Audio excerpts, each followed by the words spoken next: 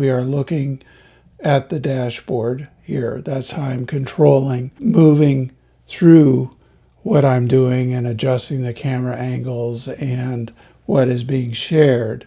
However, as we can see, I've got a whole bunch of stuff that I've built based on creating scripts.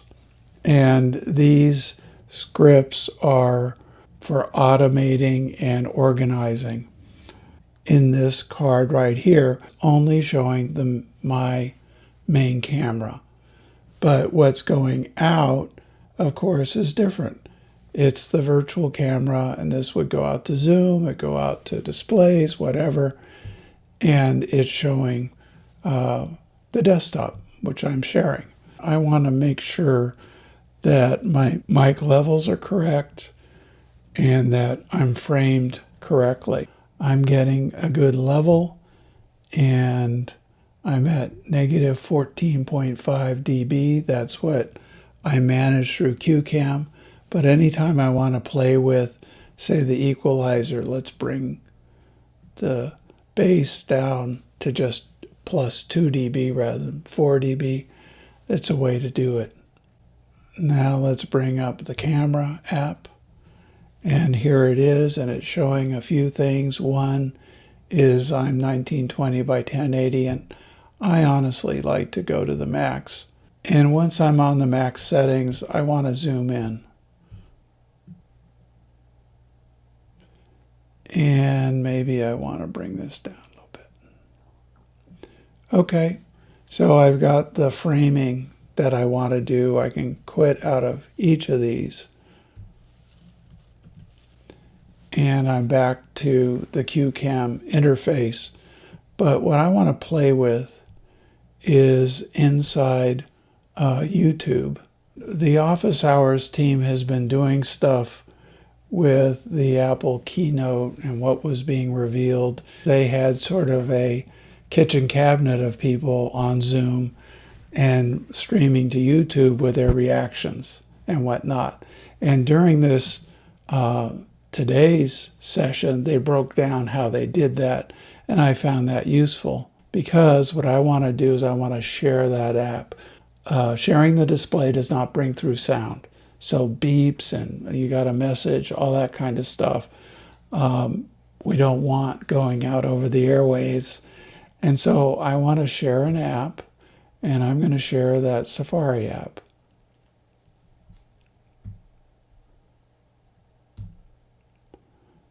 And I'm going to go there. So now everything else is hidden, and I can now play in Safari Land. So I want to go back to about the 1 hour mark.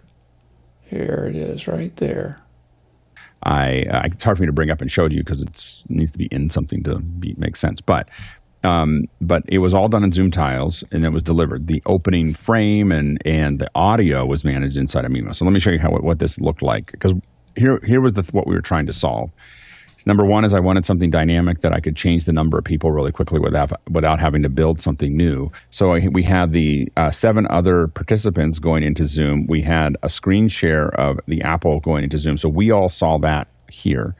What Tiles did is then Tiles grabbed it, and we generated what you saw. I mean, that's pretty much what you saw. The whole show was just Tiles. We grabbed onto the screen. Mimo has this great tool which just says, I see all these windows. It wasn't a raw screen capture. It's like, I see these windows. What do you want to grab? And so I grabbed it, and I got this full screen of this that went in. So we had individual ISOs of audio, just in case we would have to control those, coming in from Black Hole into Mimo. Mimo then compressed that and put it on to YouTube. So it started at YouTube and ended at YouTube.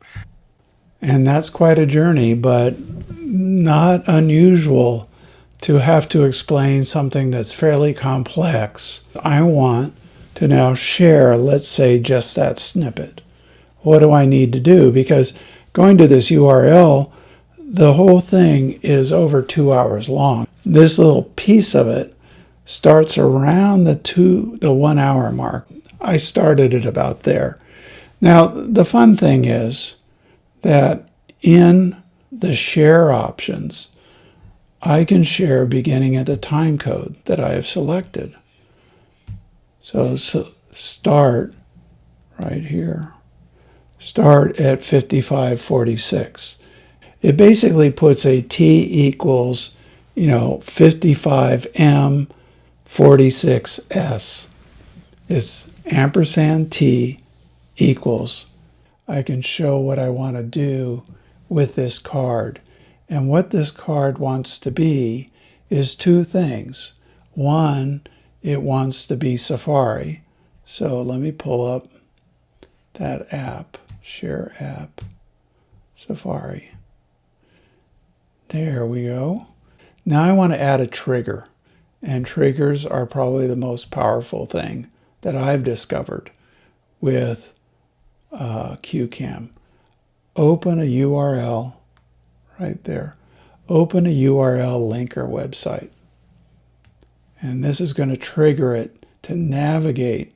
When I click here, it's going to give me a boilerplate CueCamPresenter.com, and I want to paste in the URL that I copied. And at the end of it, I can see there is a time. Actually, they gave me the seconds. That's the time code. If I said ampersand T equals 50 whatever M 40 whatever S, it would get to the same place. So now that card, when I start my presentation and I go to it, so I'm going to start the presentation. It starts with that display. It goes to my Safari, and now it's going to go to Safari and what navigate. This looked like, because here was what we were trying to solve.